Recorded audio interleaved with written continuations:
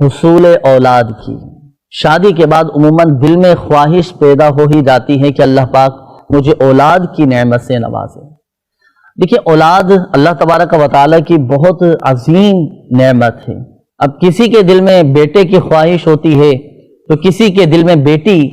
پیدا ہونے کی خواہش ہوتی ہے کہ اللہ پاک مجھے بیٹی اپنی رحمت سے ہمیں نوازے۔ جن کے دل میں یہ خواہش ہے کہ بیٹا پیدا ہو اس کا بھی روحانی علاج عرض کرتا ہوں، جس کے دل میں یہ خواہش ہے کہ بیٹی پیدا ہو اللہ پاک اپنی رحمت ہمیں عطا فرمائے اس کا بھی روحانی علاج میں عرض کرتا ہوں، اور جو بے اولاد ہیں چاہتے ہیں کہ اللہ پاک ہمیں اولاد کی نعمت نصیب فرمائے تو اس کا بھی روحانی علاج میں عرض کرتا ہوں۔ تو یوں 3 روحانی علاج میں عرض کروں گا، تینوں ہی ناظرین آپ نوٹ کیجئے گا۔ سب سے پہلے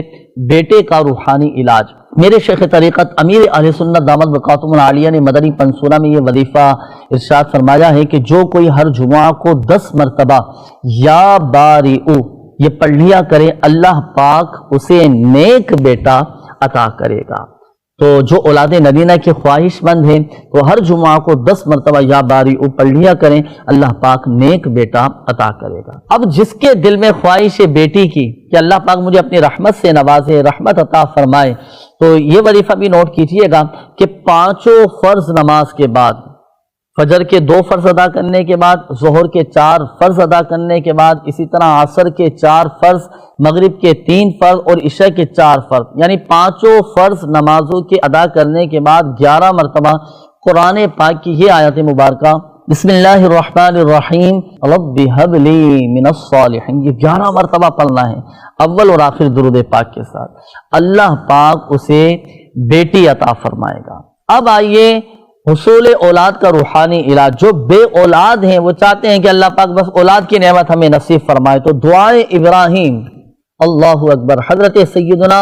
ابراہیم علیہ نبینا علیہ الصلوۃ والسلام کی مقبول ترین دعا، قرآنی دعا جو ہم ہر نماز میں بھی پڑھتے ہیں، بسم اللہ الرحمن الرحیم رب اجعلنی مقیم الصلاۃ ومن ذریتی ربنا وتقبل دعاء ربنا اغفر لی ولوالدی وللمؤمنین یوم یقوم الحساب۔ ہر نماز کے بعد دونوں میاں بیوی یہ دعائے ابراہیم 3 مرتبہ پڑھنے کا معمول بنائیے، اللہ پاک کی رحمت سے،